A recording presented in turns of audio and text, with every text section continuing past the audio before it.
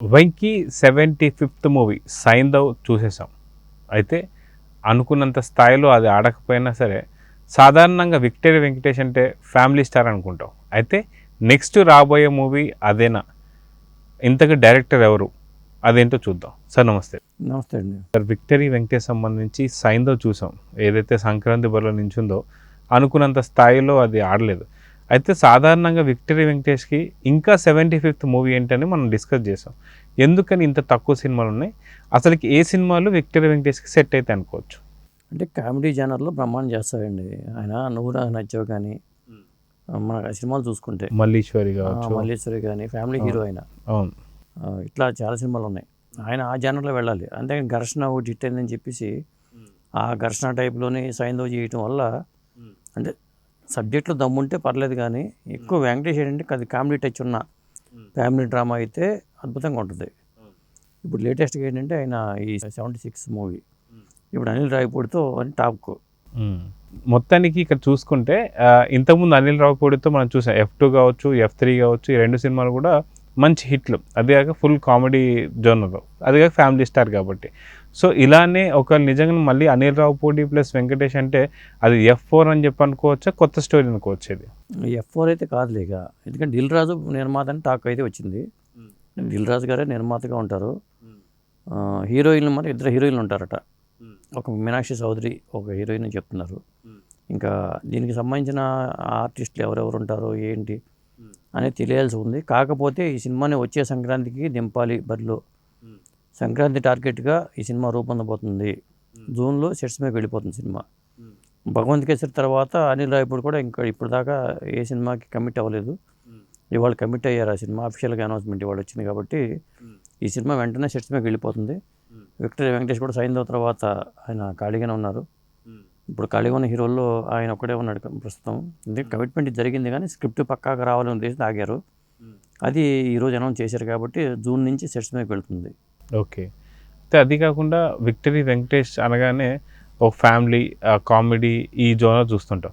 కానీ 'సైంధవ్' ఫ్లాప్ అవడానికి ఈ రీజన్స్ అనుకోవచ్చా? కామెడీ లేకపోవడం కావచ్చు, లేదా ఫ్యామిలీకి సంబంధించిన సెంటిమెంటల్ కూడా అంతగా పండలేదు దాంట్లో.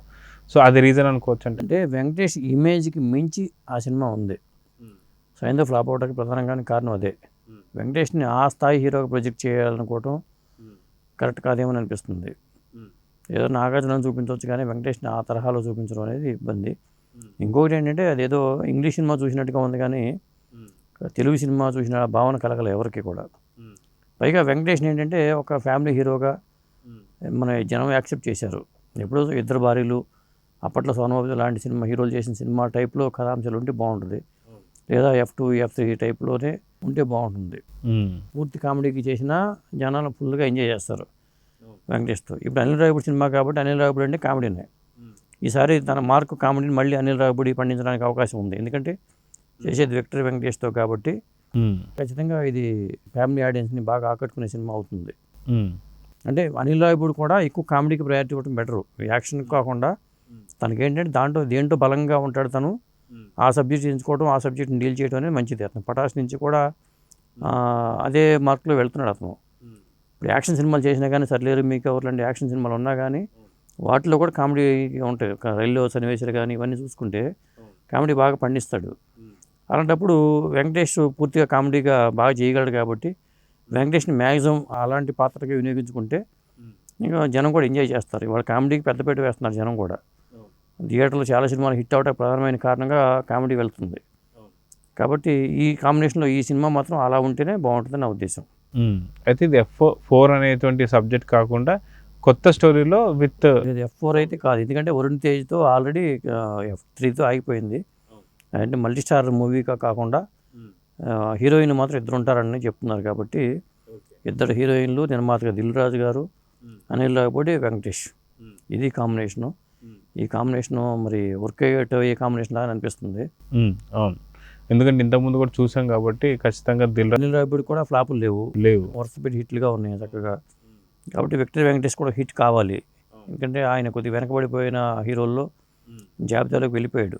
అక్కడే నాగార్జున ఎట్లా వెనకబడిపోయిన హీరోలోకి వెళ్ళిపోయాడు, విక్టరీ వెంకటేష్ వెళ్ళిపోయాడు. కాబట్టి ముందుకు రావాలంటే మళ్ళీ ఒక మంచి సినిమా వస్తే కానీ మళ్ళీ ఒక వెంకటేష్ మార్క్ అని కనిపిస్తుంది. అది కాక భగవంత్ కేసరి చూసుకుంటే బాలకృష్ణ లాంటి హీరోని కూడా తనదైన స్టైల్లో ఒక పక్కన నవ్విస్తూనే ఇంకో పక్కన యాక్షన్ సిరీస్ కూడా బాగా చేశారు. సో దీన్ని చూస్తే నెక్స్ట్ రాబోతున్నటువంటి సినిమా పైన ఎక్స్పెక్టేషన్స్ అనేది ఎలా పెట్టుకోవచ్చు అంటారు? అంటే అనిల్ రావిపూడి సినిమాలకి ఒక బ్రాండ్ పడిపోయిందండి. కాబట్టి అది అనిల్ రావిపూడికి ఏ సినిమా చేసినా అది హిట్ అనే భావంతో వెళ్ళిపోద్ది. అందుకని ఎక్కువ డిలే కూడా అవ్వదు. ఒక 6 నెలలు చాలు అనిల్ రావిపూడి కాంబినేషన్ ఈ తరహా సినిమాలు అయితే. అనిల్ రావిపూడి మార్కుల సినిమాలు అయితే 6 నెలలు సరిపోతుంది. కాబట్టి వాళ్ళు సంక్రాంతి టార్గెట్గా వాళ్ళు పెట్టుకుని ముందుకెళ్తున్నారు. అయితే విక్టరీ వెంకటేష్ కొద్దిగా స్లోగా ఉన్నాడు అని చెప్పేసి అయితే అర్థమవుతుంది. ఎందుకంటే లాస్ట్ సంక్రాంతి అని మొన్న జరిగిన సంక్రాంతికి సైన్తో వస్తే ఇప్పటికి ఇంకా మళ్ళీ నెక్స్ట్ ఇంకో మూవీ ఇంకా సెట్స్ మీద కూడా వెళ్ళలేదు. అది ఖచ్చితంగా మళ్ళీ నెక్స్ట్ సంక్రాంతికి రిలీజ్ అవుతుందంటే సంవత్సరానికి ఒక మూవీ మాత్రమే తీయగలరు అని చెప్పి అనుకోవచ్చా?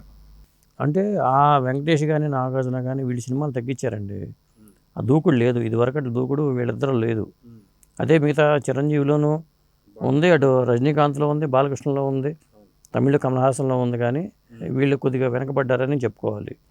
వీళ్ళు స్పీడ్ పెంచాల్సిన అవసరం అయితే ఉంది. ఇప్పుడు నాగార్జున కూడా కొంత స్పీడ్ పెంచాడు కాబట్టి విక్టరీ వెంకటేష్ కాస్త వెనకబడ్డాడు. ఇంక చెప్పాలంటే ఇది ఒక సినిమా తర్వాత ఒక సినిమా కాకుండా ప్యారల్గా 2-3 సినిమాలు చేసుకోవడం బెటరు. మంచి కథాంశాలు ఎంచుకుంటూ ముందుకెళ్ళటం బెటరు. వెనకబడిపోయామంటే సినిమా రంగంలో ఇక వెనకబడిపోయినట్టేనండి. కొర హీరోలు ముందుకు వచ్చేస్తూ ఉంటారు. అవును. కాబట్టి అట్లా కాకుండా మంచి సినిమాలు ఎంచుకోవడం, ముందుకెళ్ళిపోవడం అనేది బెటరు. ముఖ్యంగా సురేష్ ప్రొడక్షన్స్ బ్యానర్లో వాళ్ళు సినిమాలు చేయట్లా. అదొక డ్రాబ్యాక్ అనుకోవాలి. వాళ్ళ సొంత బ్యానర్లో కూడా మంచి సినిమాలు చేసుకుంటూ ముందుకెళ్ళొచ్చు. ఆయన అది కూడా చేయట్లేదు ఇప్పుడు. సో చూద్దాం సార్, మొత్తానికి విక్టరీ వెంకటేష్ నెక్స్ట్ సినిమా మాత్రం ఫ్యామిలీ మొత్తాన్ని అలరించాలని చెప్పి కోరుకుందాం. నమస్తే. నమస్తే.